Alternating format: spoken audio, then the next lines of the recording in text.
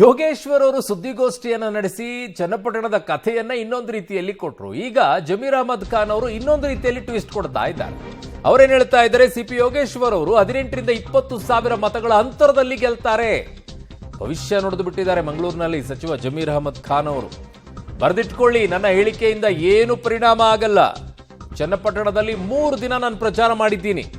ಯೋಗೇಶ್ವರ್ 18 ರಿಂದ 20 ಸಾವಿರ ಮತದಿಂದ ಗೆಲ್ತಾರೆ ಅಂತ ಮಂಗಳೂರಿನಲ್ಲಿ ಸಚಿವ ಜಮೀರ್ ಅಹಮದ್ ಖಾನ್ ಅವರು ಭವಿಷ್ಯವನ್ನ ನುಡಿದಿದ್ದಾರೆ. ಇದು ಜಮೀರ್ ಅಹಮದ್ ಖಾನ್ ಅವರದು. ಅವ್ರು 3 ದಿನ ಪ್ರಚಾರ ಮಾಡಿದ್ಮೇಲೆ ಆಗಿರುವಂತ ಇಂಪ್ಯಾಕ್ಟ್ ಅವ್ರಿಗೆ ಗೊತ್ತಿಲ್ಲ. ಅದೇ ಸಮಸ್ಯೆ ಆಗಿರೋದು.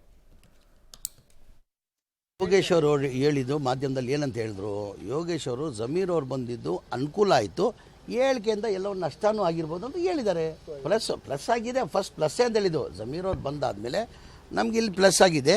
ಸ್ವಲ್ಪ ಇದು ಹೇಳಿಕೆಯಿಂದ ಇದಾಗಿದೆ. ನಾನು ಹೇಳ್ತಾ ಇದ್ದೀನಿ, ಬರ್ದಿಕ್ಕೊಳ್ಳಿ, ಇವತ್ತು ಏನೇನು ಆಗಲ್ಲ. ಚನ್ನಪಟ್ಟಣದಲ್ಲಿ 3 ದಿನ ನಾನು ಪ್ರಚಾರ ಮಾಡಿದ್ದೀನಿ. ಯೋಗೇಶ್ವರು 18 ರಿಂದ 20 ಸಾವಿರ ಅಂತರದಲ್ಲಿ ಯೋಗೇಶ್ವರ್ ಗೆಲ್ತಾರೆ. ಇಲ್ಲ, ಯೋಗೇಶ್ವರ್ ಅವರು ಹೇಳಿದ್ದು ಮಾಧ್ಯಮದಲ್ಲಿ ಏನಂತ ಹೇಳಿದ್ರು, ಯೋಗೇಶ್ವರು ಜಮೀರ್ ಅವ್ರು ಬಂದಿದ್ದು ಅನುಕೂಲ ಆಯಿತು, ಹೇಳಿಕೆಯಿಂದ ಎಲ್ಲೋ ನಷ್ಟನೂ ಆಗಿರ್ಬೋದು ಅಂತ ಹೇಳಿದ್ದಾರೆ. ಪ್ಲಸ್ ಆಗಿದೆ, ಫಸ್ಟ್ ಪ್ಲಸ್ ಅಂತ ಹೇಳಿದ್ದು. ಜಮೀರ್ ಅವ್ರು ಬಂದಾದಮೇಲೆ ನಮ್ಗೆ ಇಲ್ಲಿ ಪ್ಲಸ್ ಆಗಿದೆ. ಸ್ವಲ್ಪ ಇದು ಹೇಳಿಕೆಯಿಂದ ಇದಾಗಿದೆ. ನಾನು ಹೇಳ್ತಾ ಇದ್ದೀನಿ, ಬರ್ದಿಕ್ಕೊಳ್ಳಿ, ಇವತ್ತು ಏನೇನು ಆಗಲ್ಲ. ಚನ್ನಪಟ್ಟಣದಲ್ಲಿ 3 ದಿನ ನಾನು ಪ್ರಚಾರ ಮಾಡಿದ್ದೀನಿ. ಯೋಗೇಶ್ವರು 18 ರಿಂದ 20 ಸಾವಿರ ಅಂತರದಲ್ಲಿ ಯೋಗೇಶ್ವರ್ ಗೆಲ್ತಾರೆ. ಸೊ 18 ರಿಂದ 20 ಸಾವಿರ ಅಂತರದಲ್ಲಿ ಇವ್ರು ಗೆಲ್ತಾರೆ ಅಂತ ಜಮೀರ್ ಅಹಮದ್ ಖಾನ್ ಹೇಳ್ತಾರೆ. ಬಟ್ ಯೋಗೇಶ್ವರ್ ಹೇಳೋದು ಕೂದಲೆಳೆ ಅಂತರದಲ್ಲಿ ಯಾರಾದರೂ ಗೆಲ್ಲಬಹುದು, ಸಮಬಲದ ಹೋರಾಟ ಇದೆ ಅಂತ ಅವ್ರು ಹೇಳ್ತಾರೆ. ಚೆನ್ನಾಗಿದೆ. ಅದರ ಮಧ್ಯದಲ್ಲಿ ಈಗ ಜಮೀರ್ ಅಹಮದ್ ಖಾನ್ ಅವರ ಈ ಭವಿಷ್ಯ, ಅವರು 3 ದಿನ ಪ್ರಚಾರ ಮಾಡಿ ಬಂದಿದ್ದಾರಂತೆ. ಹಾಗಾಗಿ ಅವರಿಗೆ ಆಳ ಆಗಲ ಎಲ್ಲ ಗೊತ್ತಿದೆ.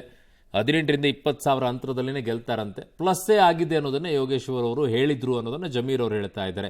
ಮುಸ್ಲಿಮರು ಬೇರೆ ಕಡೆಗೆ ಎಲ್ಲ ಹೋಗ್ತಾ ಇದ್ರು, ನೀವು ಹೋಗಿರೋ ಪ್ಲಸ್ ಆಗೋದಕ್ಕೆ ಬೇರೆ ಕಡೆಗೆ ಎಲ್ಲಾದರೂ ಹೋಗ್ತಾ ಇದ್ರಾ? ಕಾಂಗ್ರೆಸ್ಗೆ ಹೋಗಬೇಕಾಗಿತ್ತು.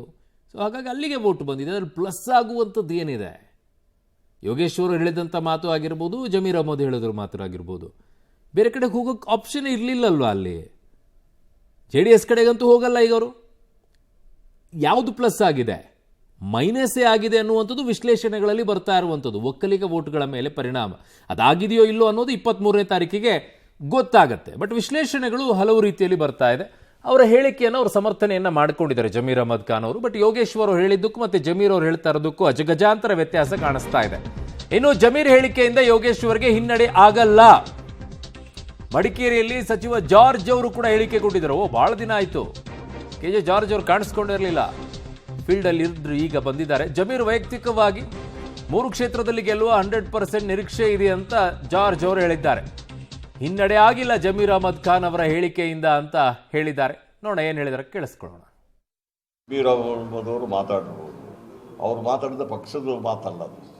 ನಾವು ಪಕ್ಷದವರೆಲ್ಲ ಏನು ಆ ಥರ ಯಾವುದೇ ರೀತಿಯಲ್ಲಿ ನಾವು ಅದಕ್ಕೆ ಇದು ಮಾಡಿಲ್ಲ. ಅವ್ರು ವೈಯಕ್ತಿಕವಾಗಿ ನಾವು ಹೇಳಬೇಕು.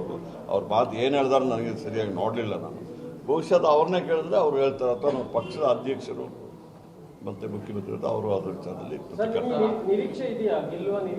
3 ಕ್ಷೇತ್ರದಲ್ಲಿ ಗೆಲ್ಲುವ 100% ನಿರೀಕ್ಷೆ ಇದೆ. ನಿರೀಕ್ಷೆ ಇಲ್ಲದ ನಾವೇ ಕಂಟೆಸ್ಟ್ ಮಾಡಬೇಕಾಗಿತ್ತು. ನಿರೀಕ್ಷೆ ಇಟ್ಕೊಂಡೇ ನಾವು ಕಂಟೆಸ್ಟ್ ಮಾಡಿದ್ವಿ. ಈಗ ಕೊಡಗಿನಲ್ಲಿ ನಮಗೆ ಎರಡು ಕ್ಷೇತ್ರ ಇದೆ.